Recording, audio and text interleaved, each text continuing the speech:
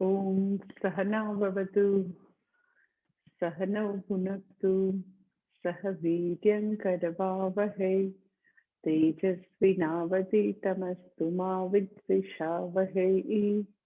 ॐ शान्ति शान्ति शान्तिः। श्रुतिस्मृतिपुराणानाम् आलयं करुणालयं नमामि भगवत्पादं शङ्करं लोकशङ्करं शङ्करं शङ्कराचार्यं केशवं बादरायणं सूत्रभाष्यकृतौ वन्दे भगवन्तो पुनः पुनः। ईश्वरो गुरुरात्मेति मूर्तिभेदविभागिने व्योमवद्व्याप्तदेहाय दक्षिणामूर्तये नमः। ॐ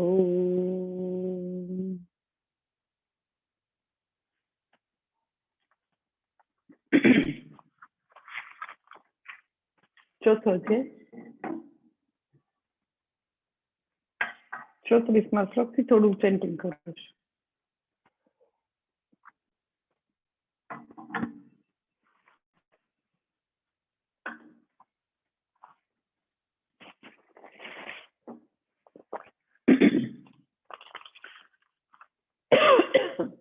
तद्विद्धि प्रणिपातेन परिप्रश्नेन सेवया उपदेक्ष्यन्ति ते ज्ञानं ज्ञानिनस्तत्त्वदर्शिनः यज्ञात्वा न पुनर्मोहम् एवं यास्यसि पाण्डव येन भूतान्यशेषेण द्रक्ष्यसात्मन्यथो मयि अपि चेदसि पापेभ्यः सर्वेभ्यः पापकृत्तमः सर्वं ज्ञानप्लवेनैव वृजिनं सन्तरिष्यसि यथैधांसि समिद्धोऽग्निः भस्मसात् कुरुते अर्जुन ज्ञानाग्नि सर्वकर्माणि भस्मसात् कुरुते तथा। ચોથો અધ્યાય 38મો શ્લોક અહીંયાથી કરવાનો છે આપણે. नहि ज्ञानेन सदृशं पवित्रमिह विद्यते तत्स्वयं योगसंसिद्धः कालेनात्मनि विन्दति।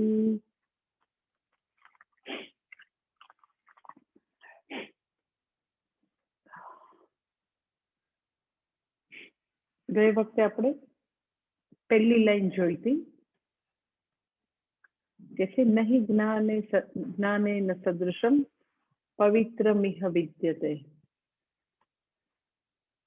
કે વ્યક્તિ જે છે કે છે આ લોકમાં જ્ઞાન જેવું બીજું પાવનકારી કાંઈ નથી. અને બીજી લાઈનમાં ભગવાન કે છે યોગ સંસિદ્ધિ કાલેન આત્મની તત્સ્વયં વિંદતિ, કે વ્યક્તિ જે છે એ કર્મયોગ દ્વારા અંતઃકરણ શુદ્ધિ પ્રાપ્ત કરે પછી સમય જતા સહજતાથી જ્ઞાન પ્રાપ્ત કરશે, મોક્ષ પ્રાપ્ત કરશે. એટલે ગઈ વખતે આપણે પહેલી લાઈનમાં એક પોઈન્ટ આપણે જોયો હતો કે જ્ઞાન જે છે સર્વશ્રેષ્ઠ પાવનકારી છે, પરમ પાવનકારી છે. પરમ એટલે શ્રેષ્ઠ. તો આપણને સવાલ થાય કે શાસ્ત્રમાં અને એમ જ લોકોમાં શુદ્ધિકરણના ઘણા બધા માધ્યમો પ્રચલિત છે કે અગ્નિથી બી શુદ્ધ થવાય, પાણીથી બી શુદ્ધ થવાય. શાસ્ત્રમાં આપણને ખબર છે મંત્રોથી થવાય, એવી બધી પ્રાર્થનારૂપ કર્મોથી થવાય, યજ્ઞથી થવાય, તપથી થવાય, યાત્રાથી પવિત્ર થવાય, ગંગા સ્નાનથી પવિત્ર થવાય. એટલે એવા લોક પ્રસિદ્ધ ઘણા બધા પવિત્રતા પામવાના બધા સાધન છે.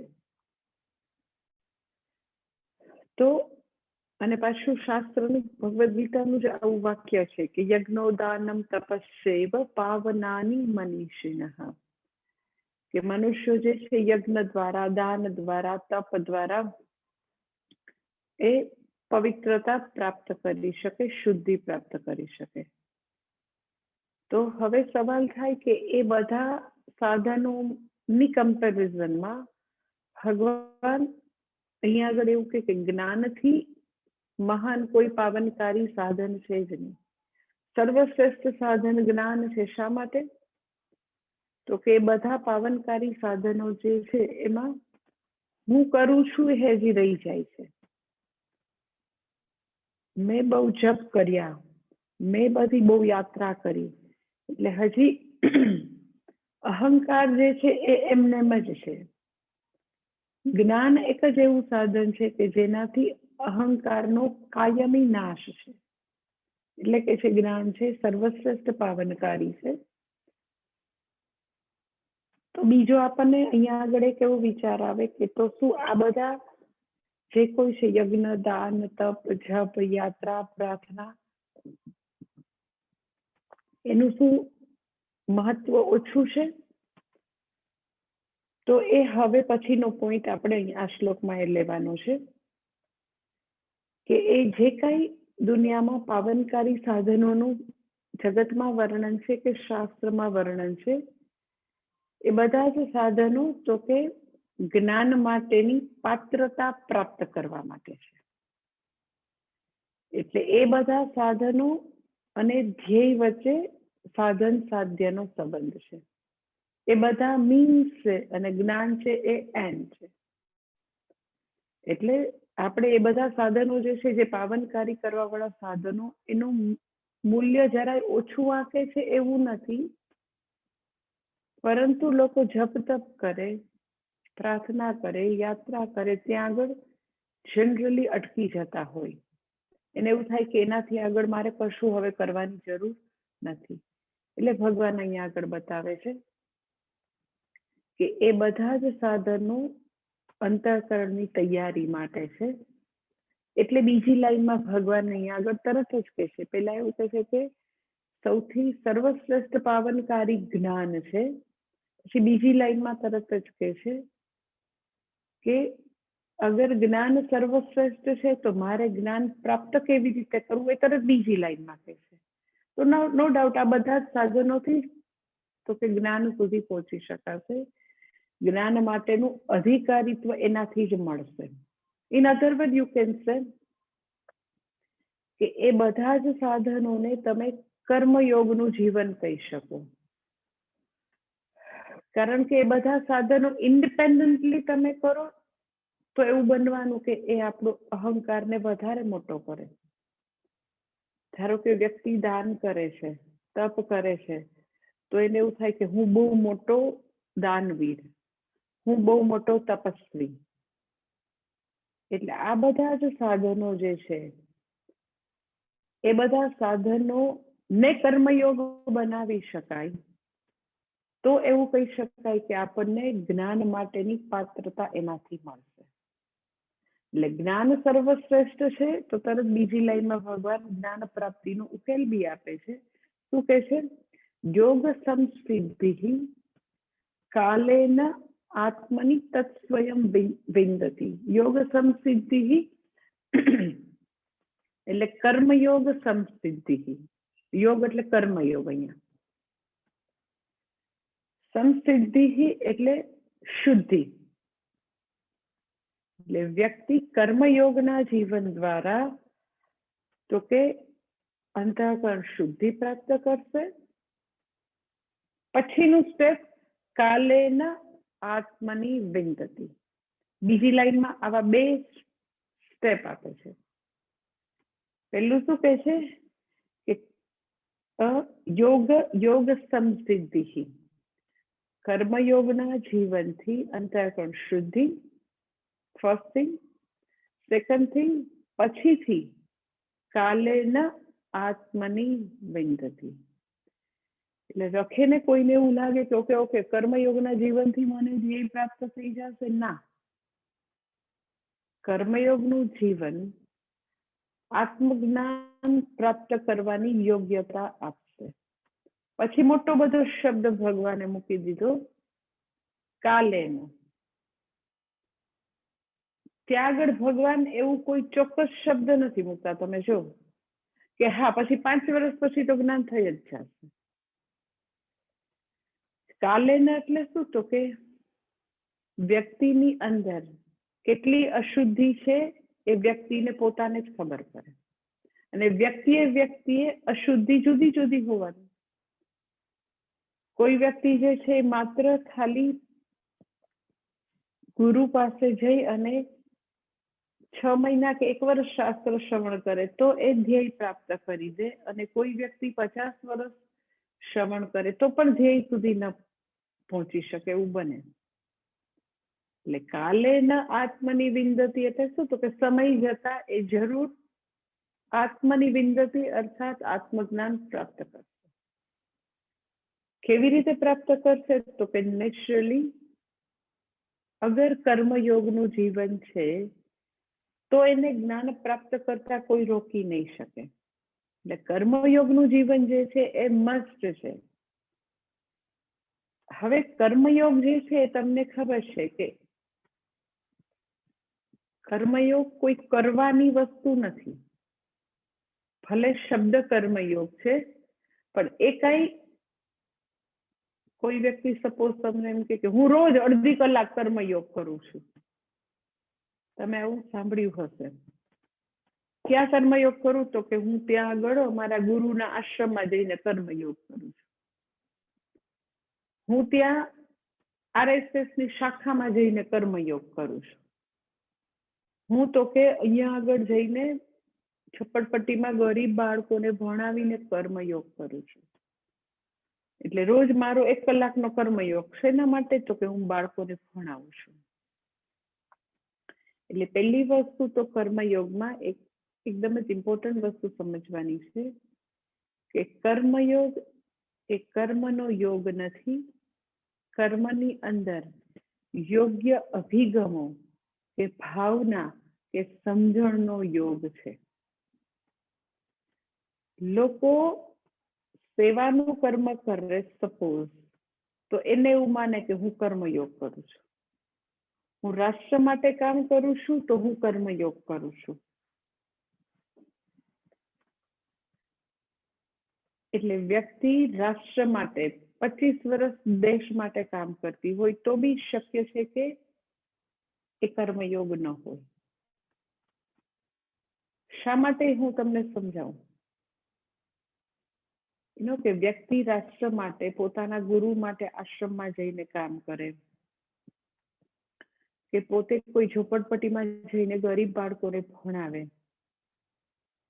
તો એ નો ડાઉટ ખૂબ જ ઉમદા કામ છે. કે જનરલી લોકો સ્વાર્થપરાયણ જ જીવન જીવતા હોય. પોતાની જે સેલ્ફિશ બધી પોતાની જે વસ્તુ હોય, પોતાની જે નીડ હોય, જે કઈ પોતાનો કમ્ફર્ટ ઝોન છે એમાંથી બહાર આવીને કોઈને કશું કરવું જ નથી હોતું. પહેલા મને એવા પ્રકારનું એક અન્ડરસ્ટેન્ડિંગ હતી કે દાન કરવું બહુ જ તકલીફ થાય, કે દાતા ભવતી વા નવા, લોકો દાન નથી કરી શકતા. બહુ જ ઇન્સિક્યોરિટી હોય, બહુ જ બધી સંકુચિતતા હોય. પણ હવે હું એક એવા તારણ ઉપર આવી છું મારા ઓબ્ઝર્વેશનથી કે લોકો પોતાનું સમય જે છે પણ આપી નથી શકતા, સમયનું દાન પણ નથી કરી શકતા. એટલે જે લોકો સ્વાર્થપરાયણ જીવન જીવતા હોય એનાથી હિન્દુ ધર્મ માટે, રાષ્ટ્ર માટે, ડિપ્રાઇવ્ડ લોકો માટે કંઈક કરતા હોય તો એ નો ડાઉટ ખૂબ જ ઉમદા કામ છે, સારું કામ છે. કારણ કે તમે તમારી સેલ્ફિશ એવા જે નાનકડું એક એવું ખાબોચિયા જેવું એક જીવન હતું, કકુન, એમાંથી તમે બહાર આવ્યા અને આપણો અહંકાર જે છે થોડો એક્સપાન્ડ થયો, તો એ તો ગ્રોથ છે, હ્યુમન ગ્રોથ છે કે વ્યક્તિ પોતાની સ્વાર્થપરાયણમાંથી બહાર આવે અને કોઈક માટે જીવે, કોઈક માટે કંઈક સારું કામ કરે. તો એ તો હ્યુમન ગ્રોથ છે. પરંતુ એ હજી કર્મયોગ નથી, એ તમને ખબર છે. માત્ર આપણે આશ્રમમાં આવીને ધારો કે ભૂલથી આપણે ગુરુ માટે અહીંયા સેવા કરતા હોય તો એ કર્મયોગ બની જાય એવું જરૂરી નથી. કારણ કે કર્મો જે છે એ કર્મોને કર્મયોગ નથી બનાવતું. આપણી કર્મો પાછળની આપણી ભાવના, આપણી સમજણ, આપણી ઈશ્વર વિશેની સમજ, જગત વિશેની સમજ, આપણો ટોટલ સૃષ્ટિના સ્કીમમાં આપણો શું રોલ છે, અને એ બધાને આપણે યથાવત રીતે, યોગ્ય રીતે કનેક્ટ કરી શકીએ તો આપણા કર્મો છે એ યોગ બની શકે. કર્મયોગ, તમને ખબર છે કે કોઈ વિશેષ કર્મોનું નામ કર્મયોગ નથી, પણ કર્મોની અંદર વિશેષ ભાવના ઉમેરીએ ત્યારે એ જ કર્મોનું રૂપાંતરણ કર્મયોગમાં થાય. એટલે જનરલી આવું કન્ફ્યુઝન છે જે વ્યક્તિ પોતાની સ્વાર્થપરાયણતામાંથી ઉઠી અને સમષ્ટિ માટે કંઈક કરે તો એને એવું લાગવા માંડે કે હું કર્મયોગનું જીવન જીવું છું, પણ એ કર્મયોગ નથી. કર્મયોગનું જીવન ઈશ્વર વિશેની યથાર્થ સમજ અને ટોટલ સૃષ્ટિની સ્કીમમાં મારું સ્થાન હું સમજુ, પછીથી કર્મયોગ શરૂ થાય. એટલે જ્યારે વ્યક્તિ એવું સમજે કે મને ભગવાને આ સૃષ્ટિની સ્કીમમાં આ જગ્યાએ મને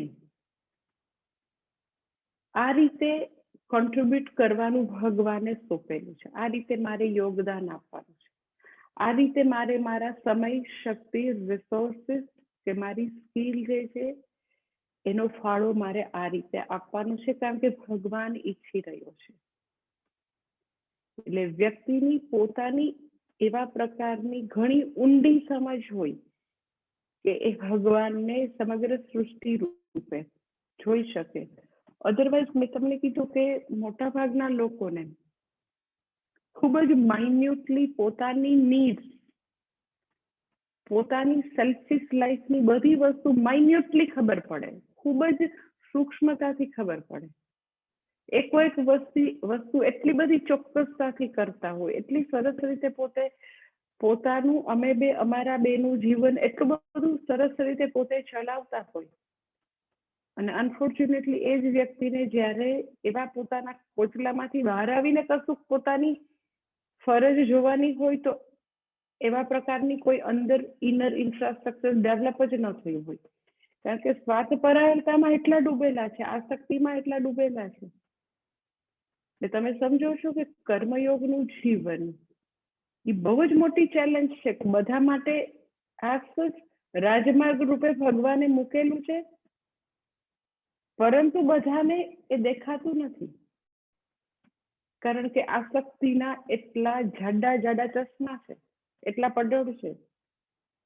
એટલે એવું રેકગ્નાઇઝ કરવું કે સમગ્ર સૃષ્ટિ રૂપે વિરસી રહેલો ઈશ્વર અત્યારે મારી પાસેથી આવા યોગદાનની અપેક્ષા રાખે છે, જે ખૂબ સહજતાથી એઝ એ ફાધર કે એઝ એ ગ્રાન્ડફાધર પોતાની ડ્યુટી ન હોય તો પણ એ સમજાય છે બહુ સ્પષ્ટતાથી, ડે લાઇટ જેવું.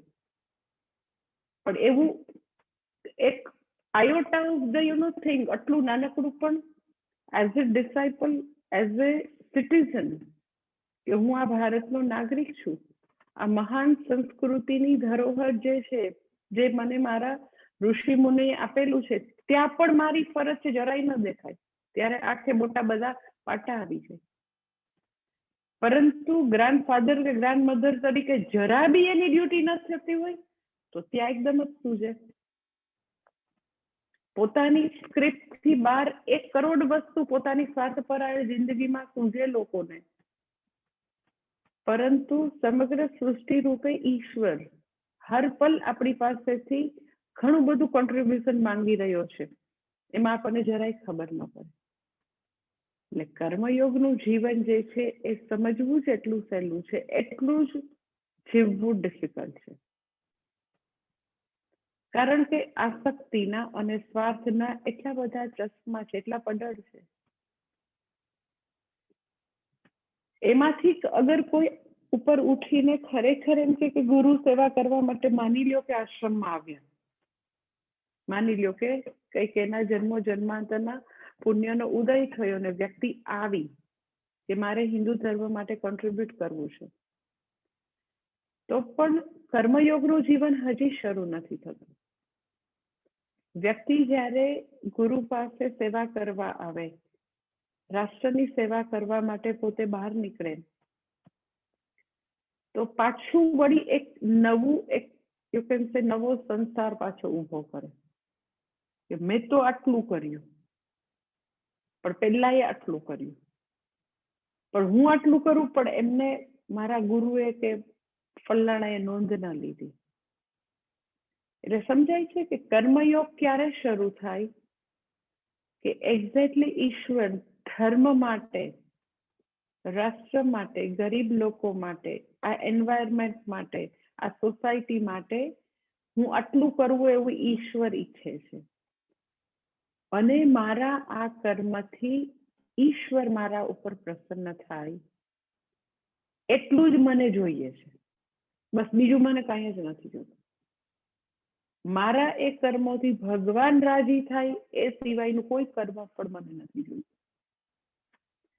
કારણ કે ઈશ્વરને નજરમાં રાખીને કર્મ કરીએ, ઈશ્વર પ્રીત્યર્થે કરીએ, ઈશ્વરનો આદેશ માટે કરીએ તો કર્મયોગ બનશે. નહીતર પાછો વળી તો કે સંસ્થાઓમાં જઈને લોકો નવી હુંસાતુસી, નવું મારું તારું, નવું તો કે આવું પાછું એવું જ આસક્તિ, સ્વાર્થ અને એવું સંસારનું પાછું એવું ચક્ર ત્યાં ઊભું કરશે. એટલે જે વ્યક્તિ જ્યારે પણ સેવા કરે છે તો એનું કનેક્શન માત્ર ને માત્ર ભગવાન સાથે છે, કે ભગવાન ઈચ્છે છે એટલે ભગવાનનો આદેશ છે, માટે મારે મારા એક એક કર્મરૂપી પુષ્પથી મારે એ સમષ્ટિ રૂપી ઈશ્વરની અર્ચના કરવાની છે. અને એવું મારે એટલા માટે કરવું છે જેથી કરીને હું જ્ઞાનની પાત્રતા પ્રાપ્ત કરું, જેથી કરીને મારું અંતઃકરણ જ્ઞાન માટેની પૂરેપૂરી લાયકાત પ્રાપ્ત કરે, જેથી કરીને મારો આ જન્મારે જ મારું ધ્યેય સિદ્ધ થાય, પરમ ધ્યેયને હું પ્રાપ્ત કરી શકું. એટલે વ્યક્તિ પોતાના જે પરમની પ્રાપ્તિ કરવાની છે, ઈશ્વરની પ્રાપ્તિ કરવાની છે, એ ધ્યેયથી એક જરા પણ ડેવિએટ સપોઝ ન થાય, સતત એનું મન તો કે ઈશ્વર સાથે આમ એકાકાર હોય એક એક કર્મ વખતે, તો તમે માનજો કે આપણે કર્મયોગનું જીવન જીવીએ છીએ. બાકી માત્ર ને માત્ર સ્વ માટે જ જીવવું, પોતા સિવાય બીજું કશું દેખાય જ નહીં, પોતાના પરિવારથી આગળ કશું ન દેખાય, ધેટ ઇઝ નોટ કર્મયોગ. આપણે જઈને રાષ્ટ્ર માટે કામ કરીએ ત્યાં પણ એવું હોય કે આપણા કોન્ટેક્ટ વધે, આપણે અહીંયા કરશું તો એ આપણું કરશે એવું હોય તો કરી શકાય, એવું કોઈ વાંધો નથી, પણ એને કર્મયોગ નથી કહેવાતું. એને એવું તમે કહી શકો કે આપણે તો કે થોડું સમયનું ઇન્વેસ્ટમેન્ટ કર્યું જેથી કરીને ફ્યુચરમાં આપણને એનું વળતર મળે. મોટે ભાગે લોકો એવી જ રીતે કરતા હોય છે, જ્યારે જે કરે તો કોઈ પણ ફોર્મમાં એ ઇન્વેસ્ટમેન્ટ હોય, એ કર્મયોગ નથી. એટલે કર્મયોગનું જીવન જે છે એ પ્યોરલી કર્મયોગનું જીવન શું છે તો કે એ સમષ્ટિ રૂપે વિલસી રહેલા ઈશ્વરની ઈચ્છા પ્રમાણે મારી ઈચ્છાઓને હું અલાઈન કરું. એની ઈચ્છા એવી છે કે મારે અત્યારે આ કર્મ કરવાનું તો હું એ કર્મ કરું, એની ઈચ્છા છે કે હું આ કરું તો કે આ કરું. અને જ્યારે કરું ત્યારે મારું ફોકસ આટલું જ હોય કે કેમ કરીને મારો ભગવાન મારી ઉપર પ્રસન્ન થાય અને એ મને જ્ઞાનની પાત્રતા આપે, જેથી કરીને મનુષ્ય જીવન હું સાર્થક કરી શકું. એટલે અહીંયા આગળ ભગવાન એ વાત કરે છે કે વ્યક્તિ જે છે એ યોગ સંસિદ્ધિ, તત્સ્વયં યોગ સંસિદ્ધિ, કે વ્યક્તિ આવી રીતે કર્મયોગનું જીવન જીવશે તો જરૂર આત્મની વિંદતી, કાલેન આત્મની વિંદતી.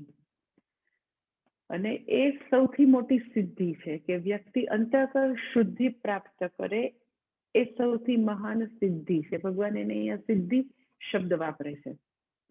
લોકમાં બહુ બધી સિદ્ધિ પ્રસિદ્ધ છે, પણ અહીંયા ભગવાન અંતઃકરણ શુદ્ધિને કે છે એ સૌથી મહાન સિદ્ધિ છે.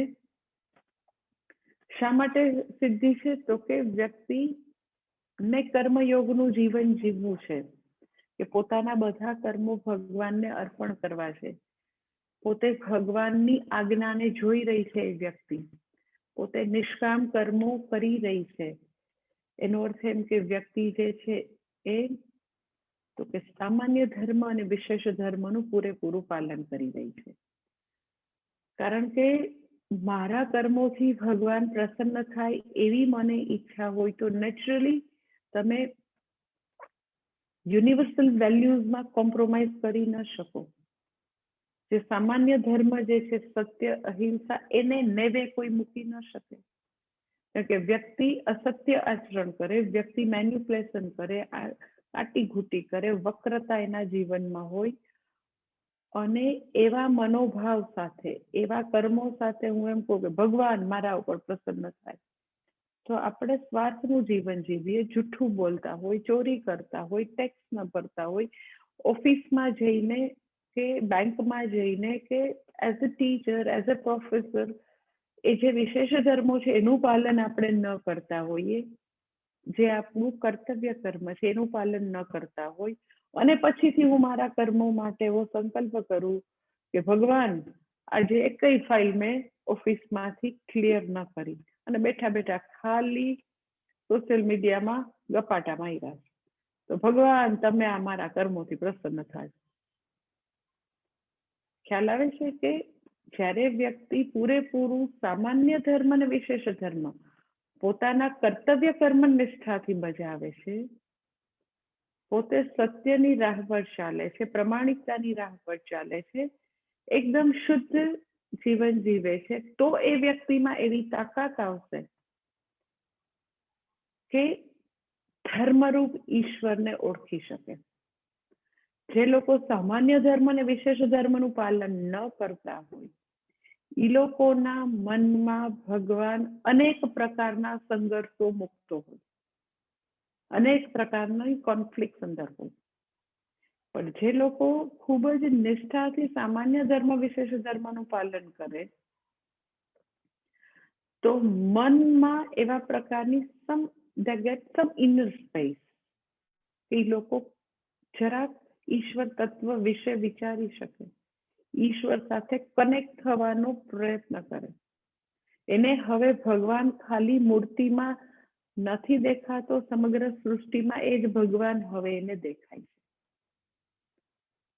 જો બહુ બધા સંઘર્ષો પડ્યા છે, સામાન્ય ધર્મ વિશેષ ધર્મનું એટલું બધું પાલન નથી કરતા, તો સમગ્ર સૃષ્ટિમાં ભગવાન જોવો મુશ્કેલ છે. કારણ કે કર્મયોગનું જીવન ત્યાંથી શરૂ થાય.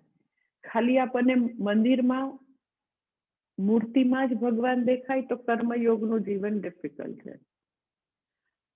તો જે પણ આપણે કર્મ કરશું ત્યાં આપણો અહંકાર તરત જ ઉપર આવશે, મેં કર્યું, હું કરું છું. પરંતુ વ્યક્તિ ધર્માનુકારી જીવન જીવે છે, શાસ્ત્રાનુકારી જીવન જીવે છે, એટલે વ્યક્તિ જે છે એનામાં તો કે આવી એક સ્પેસ છે, અંતઃકરણ શુદ્ધિ છે, પરિપક્વતા છે.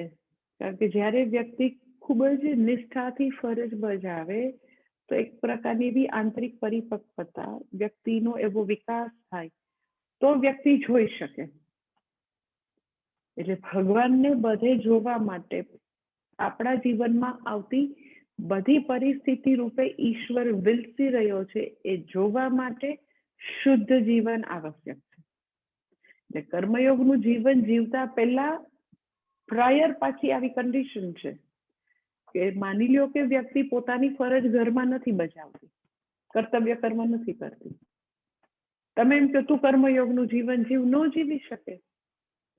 જે વ્યક્તિ અતિશય લાંચ રૂશ્વતનું જીવન જીવતી હોય, તમે એમ કહો કર્મયોગનું જીવન જીવ, કેવી રીતે જીવે? કારણ કે જે ભગવાનને આપણે કર્મરૂપી પુષ્પ અર્પણ કરવાનું છે એની મૂર્તિ કઈ છે? તો કે ધર્મરૂપી મૂર્તિ છે, એક કર્તવ્ય કર્મરૂપી મૂર્તિ છે. ત્યાં આગળ તમને માર્બલની કે મેટલની કે ચાંદીની મૂર્તિ દેખાય છે. આ તો કે સામાન્ય ધર્મ અને વિશેષ ધર્મરૂપ મૂર્તિ છે આખા જગતમાં. તો ધર્મ જ જીવનમાં નથી, સ્વચ્છ જિંદગી છે જ નહીં. એટલે મેં તમને કીધું કે તમે પ્રયત્ન કરજો કે જે લોકો જિંદગીમાં ગોટાળા કરતા હોય, લાંચ રૂશ્વત લેતા હોય, ઓફિસમાં જઈને કાંઈ જ કામ ન કરતા હોય, ઘરમાં પણ પોતાનું કર્તવ્ય કર્મ ન બજાવતા હોય, ટ્રાય કરજો તમને આ નિયમ જે છે સિદ્ધાંત એની તમને પ્રૂફ મળી જશે. ખરેખર બધા પ્રયત્ન કરજો.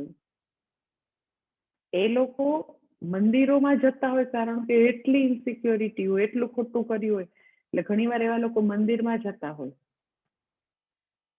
પણ એવા લોકોને તમે કહીજો કે ભગવદ્ ગીતાનું શ્રવણ કરવા આવો, કદી પણ ના આવી શકે. એટલે વ્યક્તિ જે છે એ કર્મયોગનું જીવન ત્યારે જ જીવવાની શરૂઆત કરી શકે જ્યારે સંપૂર્ણપણે સામાન્ય ધર્મ અને વિશેષ ધર્મ હોય. કારણ કે ઈશ્વર ધર્મ રૂપે વિલસી રહ્યો છે, કર્તવ્ય કર્મ રૂપે, ફરજ રૂપે ભગવાન વિલસી રહ્યો છે. એટલે જ્યારે સવાર પડે ને આપણી સામે જે કાંઈ કર્તવ્ય કર્મ આવે સામે, એ રૂપે ભગવાન ઉભો છે.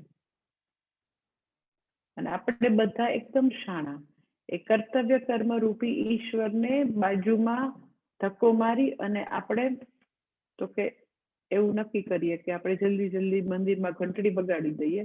એ કર્તવ્ય કર્મની જરૂર નથી, પણ બંનેની જરૂર છે. મંદિરમાં ઘંટડીની જરૂર છે અને કર્તવ્ય કર્મની જરૂર છે. એટલે ઇનવેરિયેબલી ઘણા બધા લોકો મેં એવા જોયા છે કે ભક્તિમાં સુરા પૂરા હોય, પણ કર્તવ્ય કર્મ બજાવવામાં તો કે જરાય નહીં. આશ્રમમાં આવે તો યજ્ઞ કરવામાં સુરા પૂરા. અમારે પેલા ગાયત્રી યજ્ઞ થતો હતો તો બહુ બધા લોકો મને કહે કે કેમ ચાલુ નથી કરતા, તો ડેલિબરેટલી હું શરૂ નથી કરતી.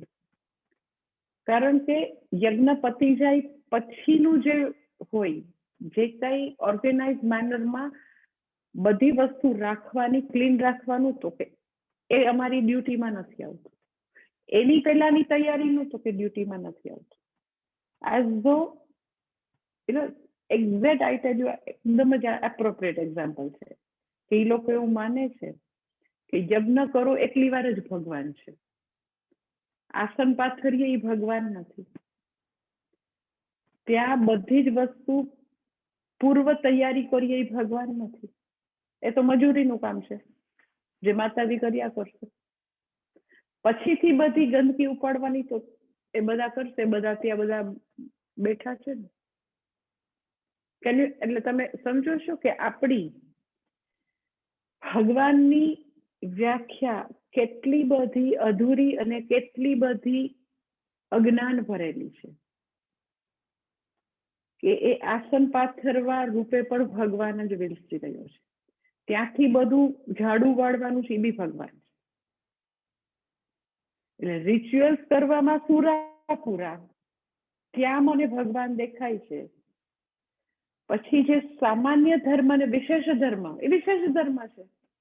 જે વ્યક્તિ યજ્ઞ કરે તો યજ્ઞ કરનારનો વિશેષ ધર્મ થાય કે પહેલા ને પછીનું બધું ટોટલી આપણે એઝ ઇટ ઇઝ પાછું મૂકીને જવું. કારણ કે આશ્રમ આપણા માટે આટલું બધું સુંદર ઇન્ફ્રાસ્ટ્રક્ચર પૂરું પાડે, અને આપણે ઇન્ફ્રાસ્ટ્રક્ચર જે છે, જે કઈ વસ્તુ છે એ પહેલા ને પછી એ નહીં કરવાનું એવો આપણો સંકલ્પ હોય તો તમને લાગે છે યજ્ઞનું પુણ્ય મળે કે પાપ થાય? ઓનેસ્ટલી પાપ લાગે, ઓનેસ્ટલી પાપ લાગે. કારણ કે મને એવું છે કે પૂજા કરીએ એ ભગવાન છે, એની પહેલાનું જે કર્મ કરીએ એ ભગવાન નથી. ઓફિસમાં જઈને મને જેના માટે સરકાર આટલો પગાર આપે એ ઢસરડો છે, પણ મંદિરમાં શ્રીનાથજીમાં જઈને ધક્કા ખાઈને એની આરતી કરું એ ભગવાન છે. ઇટ ડઝન્ટ મીન એવું નથી કહેતી કે શ્રીનાથજી ના જવું, યજ્ઞ ન કરવું એવું નથી કહેતી, પણ કેવી યુઝલેસ સ્ટુપિડ કમ્પાર્ટમેન્ટ વાળી લાઈફ છે આપણી. એ જ્યાં સુધી કમ્પાર્ટમેન્ટ છે ત્યાં સુધી કાંઈ શાસ્ત્ર આપણને ચડતા નથી, બિલકુલ ચડતા નથી. એટલે મંદિરમાં મને શ્રીનાથજી બાબા દેખાય છે. મંદિરની બહાર ગમે ત્યારે ગમે તેમ ટ્રાફિકમાં ગાડીઓ ઘુસાડી દઉં, કોઈકને આંટી દઉં, ત્યાં પૂજારીને ગમે તેમ પૈસા આપીને ઘૂસી જાવ, ત્યાં ભગવાન નથી દેખાતા. ધીસ ઇઝ કોલ્ડ કમ્પાર્ટમેન્ટ વાળી લાઈફ. આઈ ટેલ યુ, જાગ્રત અવસ્થાની, સુસુપ્તિની, સ્વપ્નની, બધી અવસ્થાની એક એક ક્ષણમાં જ્યારે ભગવાન પરોવાય ને તે દિવસે કર્મયોગ શરૂ થાય. આ કોઈ દિવસ કર્મયોગ છે જ નહીં, કોઈ કાળે નથી કર્મયોગ. એ શ્રીનાથજી બાબા જ્યાં એમાં બિરાજમાન છે, એ આખા જગતના દરેકે દરેક પરિસ્થિતિ, દરેકે દરેક કર્મોમાં, દરેક મનુષ્યમાં, દરેકે દરેક નાનામાં નાના જીવમાં મને શ્રીનાથજી બાબાનું દર્શન થાય તો સાચી શ્રીનાથજીની યાત્રા છે. આ તો એ જે 2-5 મિનિટનું દર્શન સિવાય બધે હું અભક્ત છું. ખાલી એટલી વાર 5 મિનિટ જ મારે ભક્ત રહેવું. એ રીતે એવું તો કઈ કર્મયોગ હોતા હશે? કર્મયોગ એટલે 24/7 ભક્ત છીએ. That is karmayoga. એટલે તમે સમજી શકો છો કે કર્મયોગ કોઈ એવી, જેટલો સાંભળો તો તમને બહુ જ આનંદ આવે. કે મને બહુ બધા લોકો કે તમે કર્મયોગ કયો ને બહુ મજા આવે, એટલો આનંદ આવે. તો આઈ ટેલ યુ, એ સાંભળવામાં જેટલો આનંદ આવે છે એટલો જ લાઈફમાં એક એક પાસામાં પરોવવો એટલો જ અઘરો છે. અને એ હું તમને પ્રોમિસ આપું કે જે વ્યક્તિ પોતાની લાઈફના એક એક પાસામાં કર્મયોગને પરોવી શકે, ભગવાનને પરોવી શકે, એને જ્ઞાનથી કોઈ કદી રોકી ન શકે, કદી. કારણ કે એના માટે જ્ઞાન એક તસુભાર પણ દૂર નથી, એક તસુભાર. It is exactly like escalator. કે તમે કર્મયોગના એસ્કેલેટરમાં બેઠા, તમારે કાંઈ જ કરવું નહીં પડે. એની મેળે તમને એ મોક્ષની સીડી ઉપર, મોક્ષના માળ ઉપર, એ મોક્ષની જ્યાં ફ્લાઇટ છે ત્યાં તમને ઓટોમેટિક મૂકી દેશે. કારણ કે ઓલરેડી તમને જીવનની દરેકે દરેક પરિસ્થિતિમાં, વ્યક્તિમાં, બધે હવે ભગવાન દેખાવા માંડ્યો છે. ક્યાંય એવું એક કણ એવું નથી કે જ્યાં ઈશ્વર ના હોય. એટલે આ તમે યજ્ઞશાળાનું એક્ઝામ્પલ એકદમ યાદ રાખજો. યજ્ઞ કરતા પહેલા તો કે મજૂરી છે, કરી લઈ પછી તો કે એ જે બધા એવા ઇમોશનલ ફૂલ હશે ને એ બધી મજૂરી કરવા રહેશે. આપણે તો ખાલી યજ્ઞ કરીને જતા રહીએ.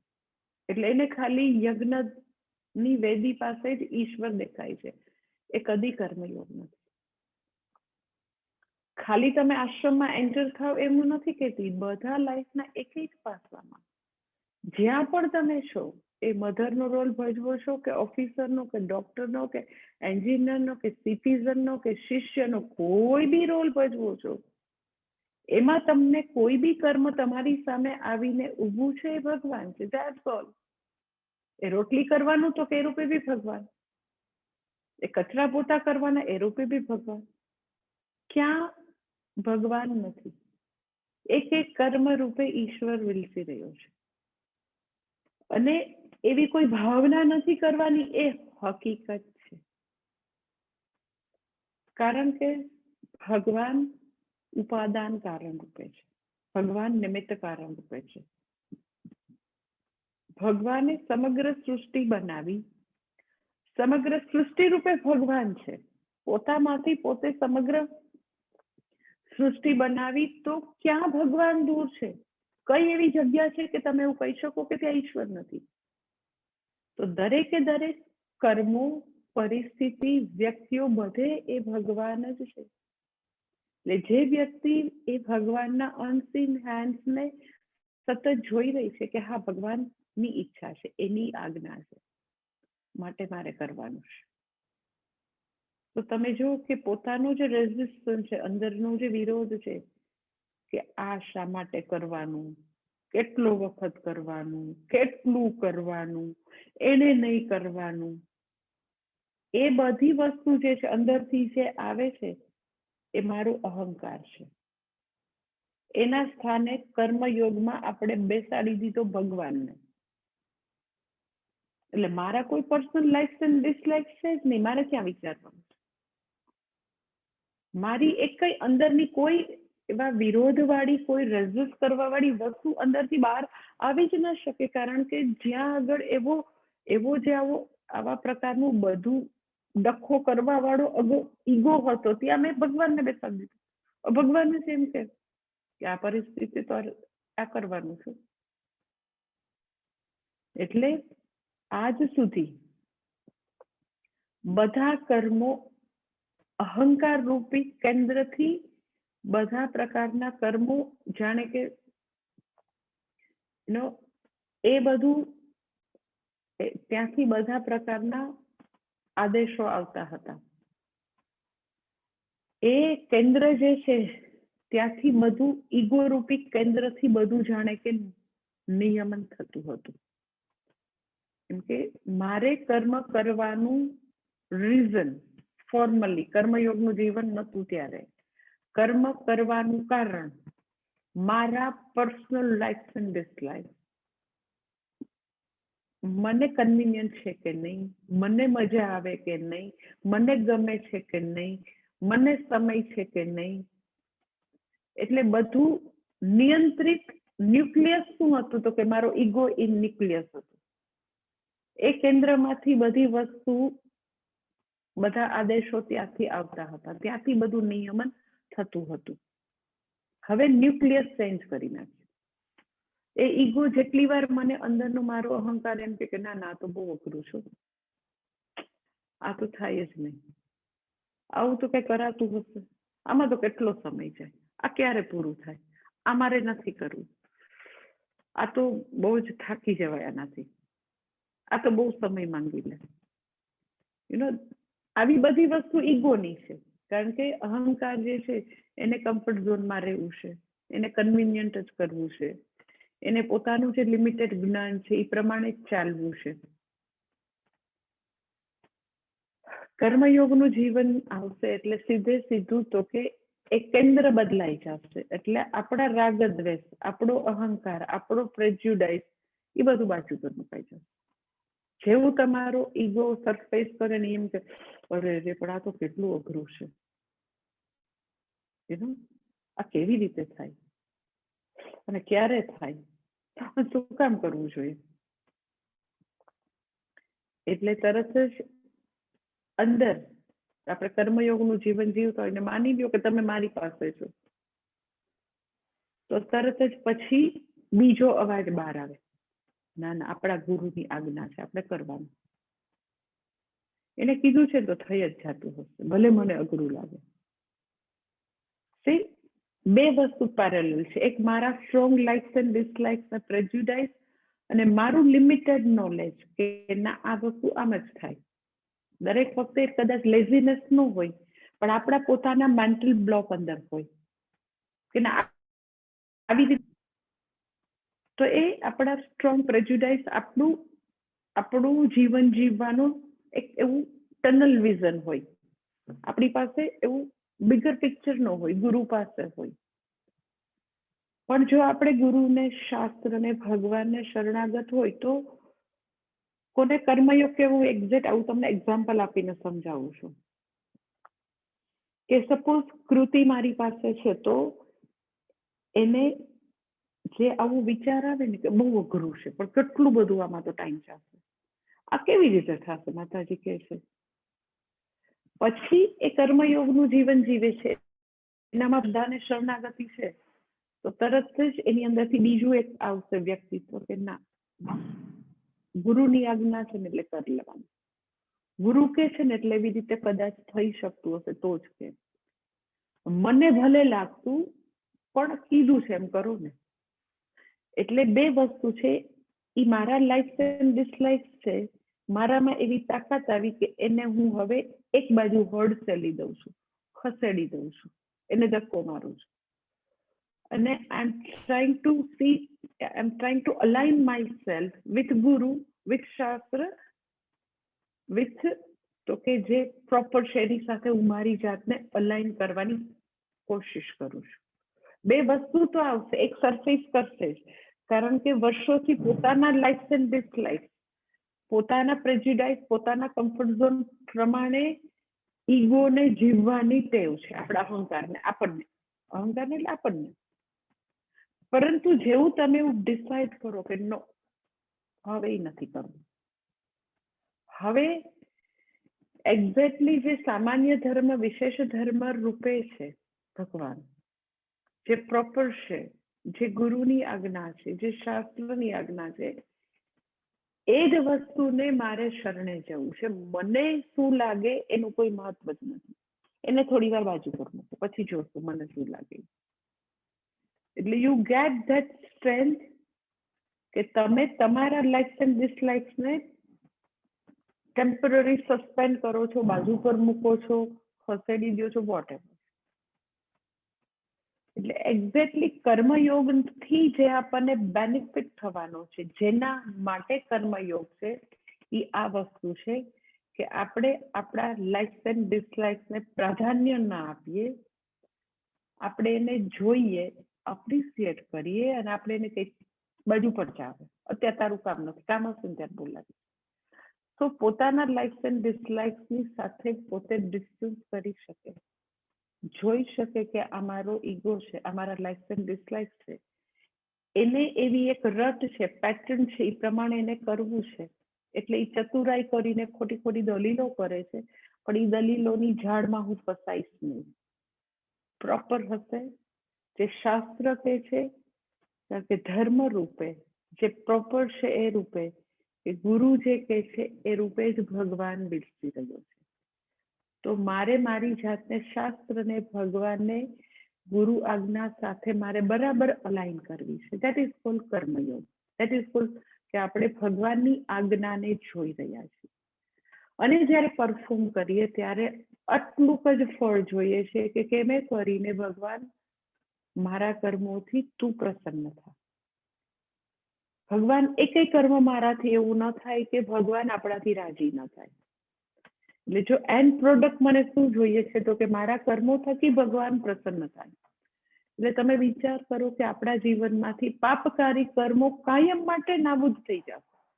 કારણ કે કઈ વ્યક્તિ એવું કહી શકે કે આ દારૂનો પેગ ભગવાન તારા નામ, એવું કોણ કહી શકે?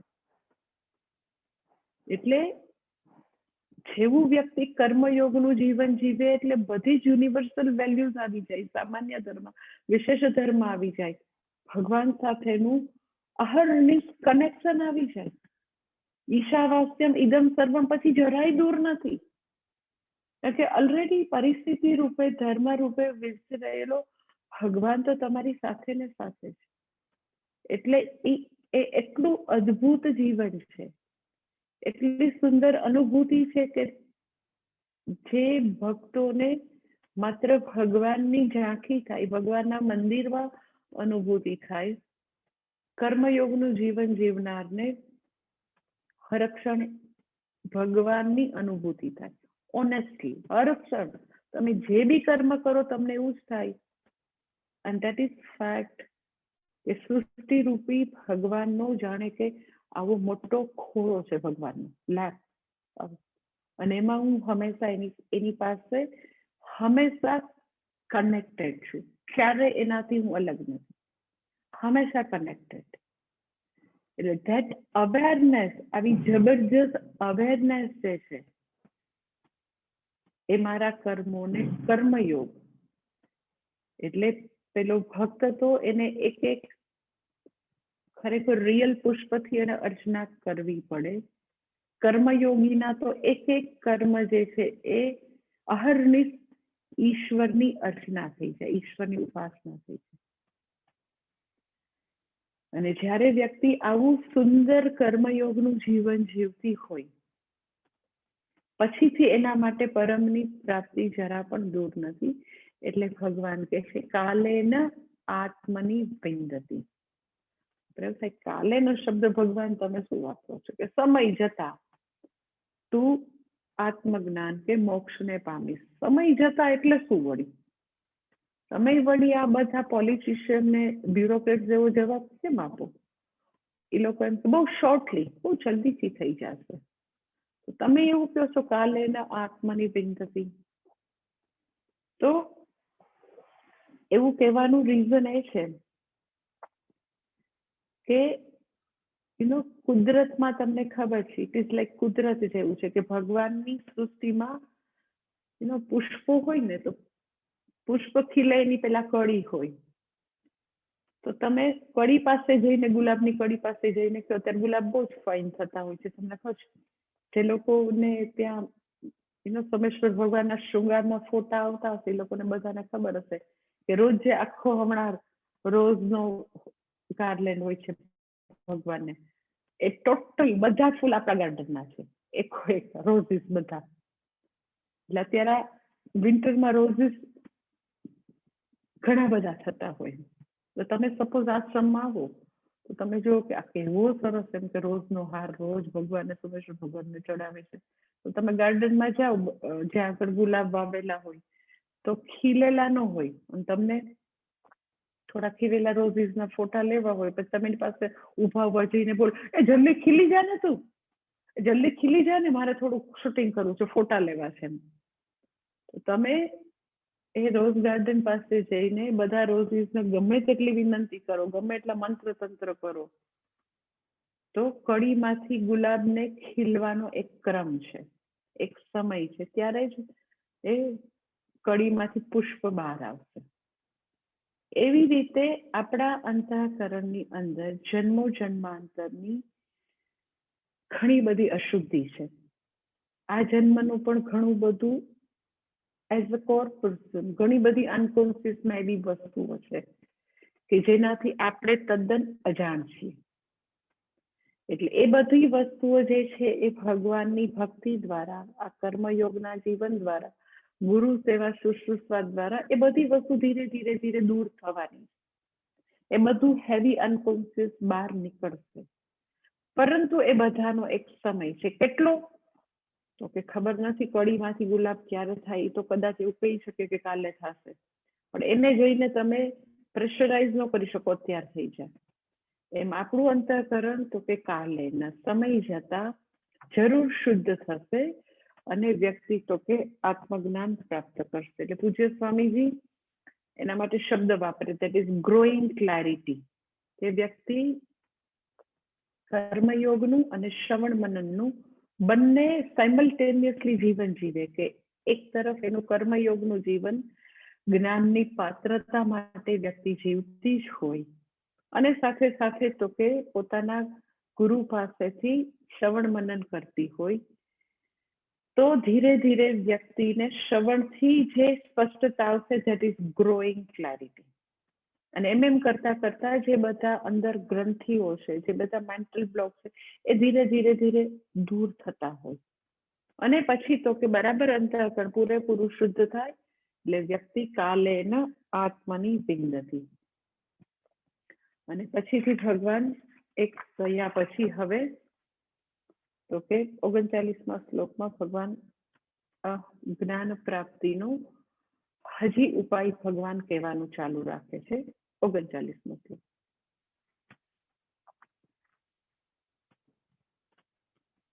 શ્રદ્ધાવાન લભતે જ્ઞાનમ તત્પર સંયતેન્દ્રિયઃ જ્ઞાનમ લબ્ધ્વા પરામ શાંતિમ અચિરેણાધિગચ્છતિ. ભગવદ ગીતાનો તમને ખબર છે, ખૂબ જ પોપ્યુલર શ્લોક છે. બધાને આખો શ્લોક ખબર હોય કે ન હોય, પણ તમને ખબર કે પહેલું ચરણ તો બધાને ખબર હોય, શ્રદ્ધાવાન લભતે જ્ઞાનમ. Very famous and very important shloka, very important. એટલે અને આદિ શંકરાચાર્યજી એની સંતતિમાં બહુ સરસ વસ્તુ એક કહે છે. વેરી ઇમ્પોર્ટન્ટ વર્સ એટલા માટે કે આદિ શંકરાચાર્યજી એની અગત્યતાનું એક વાક્ય કહે છે સંગતિમાં, કે છે યેન એકાંતેન જ્ઞાન પ્રાપ્તિઃ ભવતિ સ ઉપાયઃ ઉપદિશ્યતિ. કે છે જેનાથી એકાંતેના, એકાંતેના એટલે શું? તો કે as a rule, without any exception, as a rule એકાંતેના એટલે જ્ઞાન થાય જ એવું હવે ભગવાન ઉપાય કહે છે. ભગવાન જ્ઞાન પ્રાપ્તિના ઉપાય માટેના શ્લોકો કહેલા છે, આગળ બી કીધું છે. તદ્વિધિ પ્રણિપાતેના પરિપ્રશ્નેન સેવયા, ત્યારે મેં તમને કીધું કે ભગવાન જ્ઞાન પ્રાપ્તિ માટે આટલી વસ્તુ કહે છે. અહીંયા બી જ્ઞાન પ્રાપ્તિનો ઉપાય કહે છે, પરંતુ અહીંયા આદિશંકર આટલું સરસ વાક્ય બોલે છે, લખે છે, યેન એકાંતેન, એઝ અ રૂલ, એમાં કોઈ અને કોઈ અપવાદ વિના અગર વ્યક્તિમાં આ સદગુણ છે, શ્રદ્ધારૂપી દૈવી સંપત્તિ છે, તો 100% જ્ઞાન થશે. એટલે ભગવાન જ્ઞાનના ઉપાય કે છે. ઉપાય કહેતા કહેતા હવે તો કે એવો ઉપાય ભગવાન બતાવે છે કે અગર શ્રદ્ધા છે તો જ્ઞાન નિશ્ચિત છે. કેવી રીતે? કાલે જોઈએ. ઓમ પૂર્ણમદ પૂર્ણમિદમ પૂર્ણાત પૂર્ણમુદચ્યતે પૂર્ણસ્ય પૂર્ણમાદાય પૂર્ણમેવાવશિષ્યતે. ઓમ શાંતિ શાંતિ શાંતિ. હરિ ઓમ શ્રી ગુરુભ્યો નમઃ. હરિ ઓમ.